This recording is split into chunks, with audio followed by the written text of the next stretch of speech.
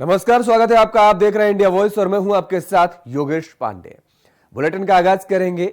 बीते 18 सितंबर को पौड़ी गढ़वाल के भोगपुर स्थित वंतरा रिजॉर्ट में काम करने वाली युवती अंकिता भंडारी, जिसकी उम्र 19 साल थी और जो डोब श्रीकोट यमकेश्वर ब्लॉक पौड़ी की रहने वाली थी, वो अचानक लापता हो गई थी। और इस मामले में परिजनों ने 21 सितंबर को राजस्व पुलिस में युवती की गुमशुदगी दर्ज कराई गई थी और इसके बाद जिलाधिकारी पौड़ी के निर्देशानुसार 22 सितंबर 2022 को मामले को रेगुलर पुलिस को हस्तांतरित किया गया और युवती लापता होने की घटना का संज्ञान लेते हुए अशोक कुमार पुलिस महानिदेशक, जो कि हैं उत्तराखंड पुलिस के, और इसके साथ ही पुलिस अधीक्षक पौड़ी को घटना की त्वरित जांच पड़ताल के लिए निर्देशित किया गया और इस संबंध में पुलिस अधीक्षक पौड़ी ने त्वरित कार्रवाई करते हुए अंकिता के हत्यारोपियों को पकड़ लिया।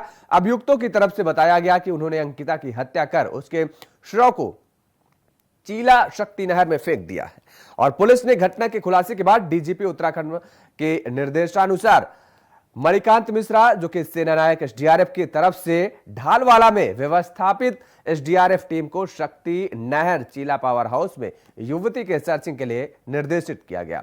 एसडीआरएफ रेस्क्यू टीम कल से लगातार मौके पर गहन सर्चिंग की जा रही थी और इसके साथ ही एसडीआरएफ डीप डाइवर्स की तरफ से शक्ति नहर के तल में भी सर्चिंग की जा रही थी। तो वहीं आज सुबह एसडीआरएफ रेस्क्यू टीम और डीप डाइवर्स ने फिर सर्च ऑपरेशन शुरू किया और सर्चिंग के दौरान एसडीआरएफ टीम को चीला पावर हाउस से एक युवती का शव बरामद हुआ, जो कि जिला पुलिस को सुपुर्द कर दिया गया है और शिनाख्त के लिए अंकिता भंडारी के परिजनों को सूचित कराया गया और जिसके बाद परिजनों ने शव को शिनाख्त कर अंकिता भंडारी के रूप में शिनाख्त की गई है।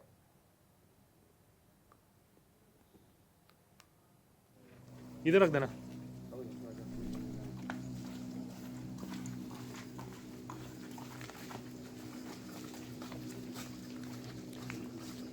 तो अंकिता भंडारी के मामले को लेकर लगातार पुलिस प्रशासन भी सतर्क नजर आ रहा था। धामी सरकार की तरफ से सख्त निर्देश दे दिए गए थे कि अंकिता भंडारी के हत्यारों को बख्शा नहीं जाए, जिन्होंने भी इस घटना को अंजाम दिया है उनकी गिरफ्तारी की जाए और इसके साथ ही साथ शव की तलाश के लिए भी निर्देश दिए गए थे और जिसके बाद अब आज शव भी बरामद कर लिया गया है अंकिता भंडारी का। एसडीआरएफ का सर्च ऑपरेशन चलाया गया, जिसके बाद शव को बरामद किया गया। चीला पावर हाउस के पास से शव बरामद किया गया है और शव को पुलिस को सौंप दिया गया है।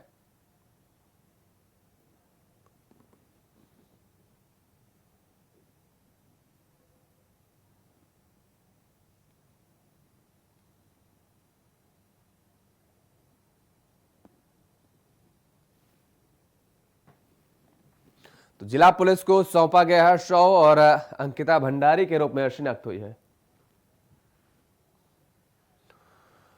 और ज्यादा जानकारी के साथ हमारे संवाददाता अभय कैतुरा हमारे साथ सीधे लाइव जुड़ चुके हैं। अभय, अंकिता भंडारी के हत्यारोपियों की गिरफ्तारी हो चुकी थी, आज शव भी बरामद कर लिया गया है, खबर पर क्या कुछ अपडेट है?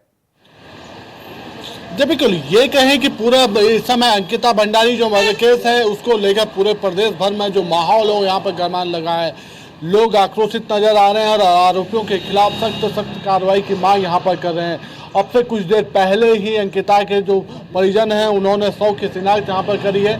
जो एसडीआरएफ को जो शव चीला झील से यहाँ पर मिला था उसकी शिनाख्त यहाँ पर अंकिता भंडारी के शव के रूप में यहाँ पर परिजनों के द्वारा की गई है और अब आगे की कार्रवाई यहाँ पर की जा रही है। शव का पंचनामा किया जा रहा है, आगे की कार्रवाई के लिए उसको पीएम के लिए यहाँ पर भेजा जाएगा और जल्द ही उसके पीएम रिपोर्ट यहाँ पर उपस्थित हो जाएगी और उसके बाद सीधे तौर पर तय हो जाएगा कि आरोपियों के खिलाफ किस प्रकार की कार्रवाई यहाँ पर की जानी है। फिलहाल ये कहा जा सकता है कि इस पूरे मामले पर अब तक पुलिस ने तीनों जो मुख्य आरोपी हैं, पुलकित आर्य, उसके दोनों जो मैनेजर थे, सहयोगी मैनेजर, उन दोनों को यहाँ पर गिरफ्तार कर लिया है। उन्हें कल पकड़ लिया गया था और अभी भी वो पुलिस अभिरक्षा में यहाँ पर मौजूद है। पुलिस की तरफ से सिर्फ अब ये कहा जा सकता है कि जो पोस्टमार्टम की जो रिपोर्ट होगी उस पोस्टमार्टम की रिपोर्ट का इंतजार यहाँ पर किया जा रहा है। उसके बाद पूरी फाइल यानी चार्जशीट यहाँ पर बनाने का काम किया जाएगा, फिर कोर्ट में पेश की जाएगी और सीधे तौर पर क्योंकि अपराधियों की तरफ से जो कबूलनामा था वो यहाँ पर कर लिया गया है कि उन्होंने अंकिता भंडारी का उन्होंने पहले उनकी हत्या यहाँ पर की थी, उसके बाद उसके शव को शक्ति जो नहर है, चिला की जो शक्ति नहर है, उस पर फेंकने का काम उनकी तरफ से किया गया था। और ये बात की नहीं कह सकते हैं कि जो अंकिता भंडारी थी वो इन तीनों लोगों के साथ में मौजूद थी, इन तीनों लोगों के साथ में और रिसोर्ट से निकली थी। इसकी पुष्टि जो वहाँ के जो दूसरे कर्मचारी हैं उन्होंने भी की थी। उन्होंने कहा था कि अंकिता भंडारी 22 तारीख की जो शाम है वो इन 18 तारीख की शाम इन आरोपियों के साथ यहाँ से निकली थी। लगभग 8 बजे की घटना होगी। उसके बाद लगभग 3 घंटे बाद ये तीनों आरोपी वापस रिसोर्ट में आते हैं, लेकिन अंकिता भंडारी उनके साथ वहाँ पर मौजूद नहीं होती है और तभी से उनकी जो गुमशुदगी की जो रिपोर्ट थी वो वहाँ पर दर्ज कराई गई थी। सबसे बड़ी जो बात यह कही जा सकती है कि आरोपियों ने इस पूरे घटना को छिपाने का भरसक प्रयास यहाँ पर किया था। सबसे पहले जो पुलकित आर्य हैं, जो इस मुख्य घटना के जो मुख्य एक्यूज यानी मुख्य जो आरोपी हैं, उन्होंने स्वयं राजस्व पुलिस में इस पूरी घटना की तहरीर यहाँ पर दी थी, गुमशुदगी की रिपोर्ट लिखवाई थी और इस मामले को बरगलाने की कोशिश की थी।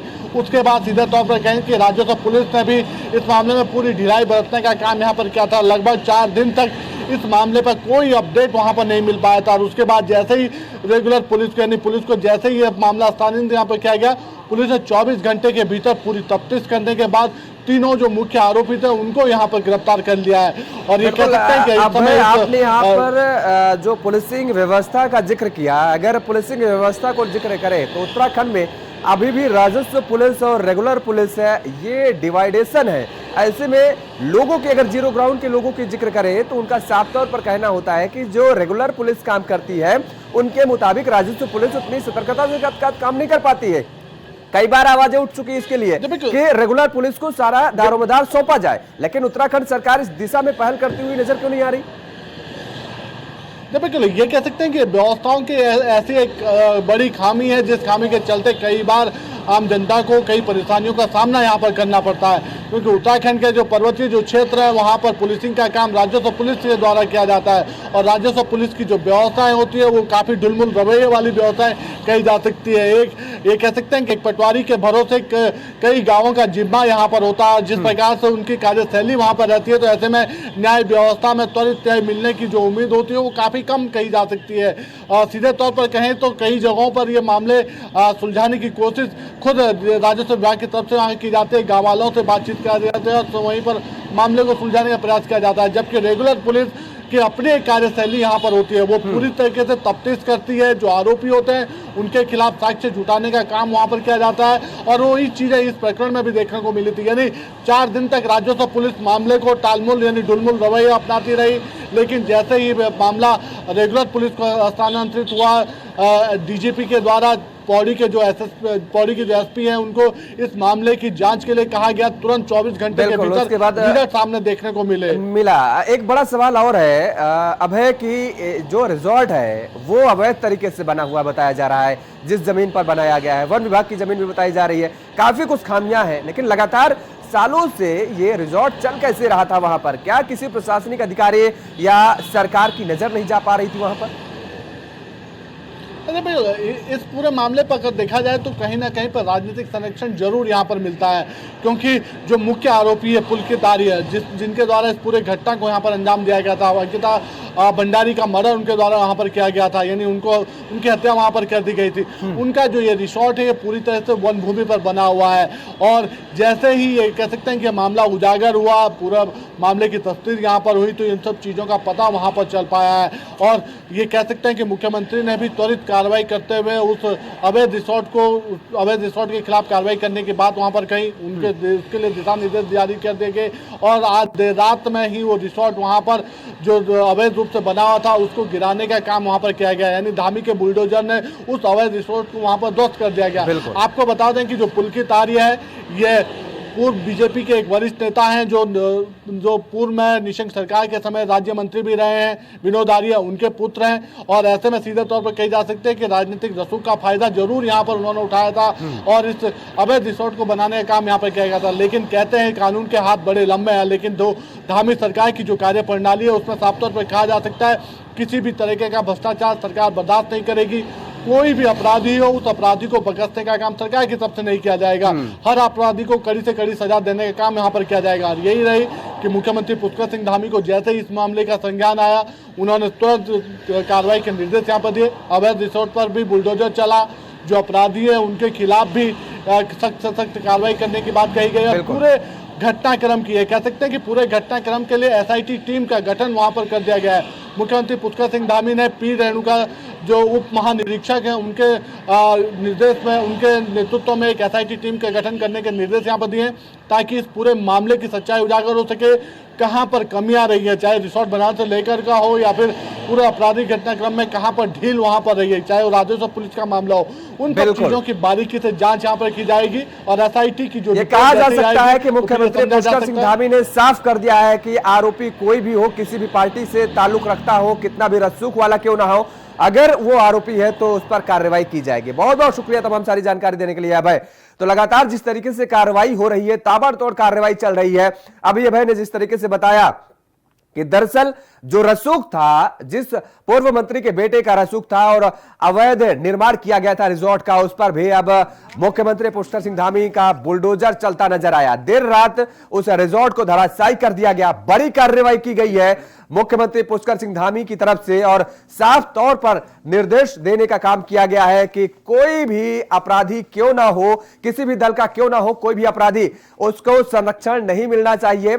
लगातार जिस तरीके से कार्रवाई की जा रही है, यह माना जा सकता है कि एक मैसेज देने का काम किया है धामी सरकार ने कि किसी भी दल का कोई अपराधी क्यों ना हो, उसको सजा मिलेगी। और यह बड़ी कार्रवाई करते हुए बता दें आपको कि अब रिजॉर्ट पर सीएम पुष्कर सिंह धामी का बुलडोजर भी चल चुका है।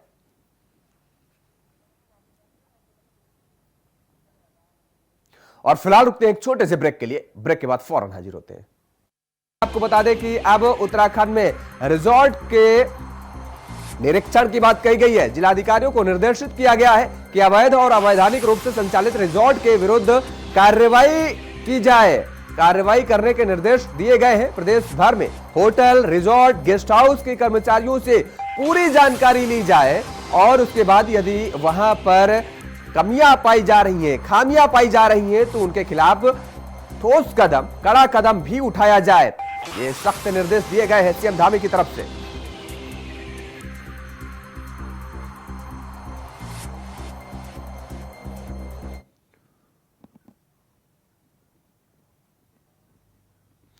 अंकिता भंडारी केस में सीएम धामी ने ट्वीट किया है और कहा है, उत्तराखंड की बेटी अंकिता का पार्थिव शव बरामद कर लिया गया है। इस हृदय विदारक घटना से मन अत्यंत व्यथित है। दोषियों को कड़ी से कड़ी सजा दिलाने के लिए पुलिस उप महानिरीक्षक पी रेणुका देवी जी के नेतृत्व में एसआईटी का गठन कर इस गंभीर मामले की गहराई से त्वरित जांच के लिए आदेश दे दिए गए हैं। आरोपियों के गैर कानूनी रूप से बने रिजॉर्ट पर बुलडोजर द्वारा कार्रवाई भी कल देर रात की गई है। हमारा संकल्प है कि इस जघन्य अपराध के दोषियों को बख्शा नहीं जाएगा। तो मुख्यमंत्री पुष्कर सिंह धामी ने ट्वीट करके ये सारी बातें कही हैं।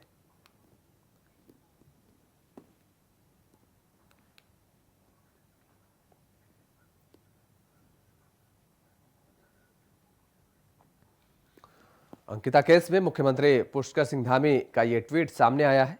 उन्होंने लिखा है कि आज प्रायः काल बेटे अंकिता का पार्थिव शव बरामद कर लिया गया। इस हृदय विदारक घटना में मन अत्यंत व्यथित है। दोषियों को कड़ी से कड़ी सजा दिलाने के लिए पुलिस उप महानिरीक्षक पी रेणुका देवी जी के नेतृत्व में एसआईटी का गठन कर दिया गया है और इस गंभीर मामले की गहराई से त्वरित जांच के भी आदेश दे दिए गए हैं। देवभूमि समाचार में फिलहाल इतना ही। खबरों के लिए आप देखते रहिए इंडिया वॉइस। नमस्कार।